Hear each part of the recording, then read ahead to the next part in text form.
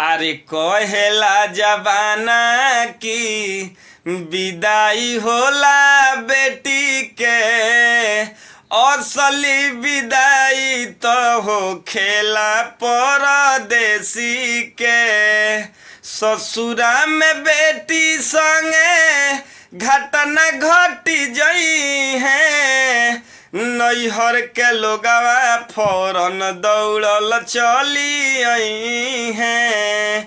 परदेश में बेटा संगे अनहोनी जदी होई है, घरवा के लोगवा बिलखत घर ही रही जई है।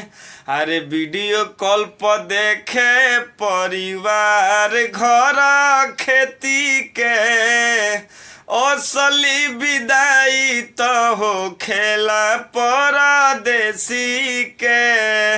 वीडियो को शेयर करिए, लाइक करिए।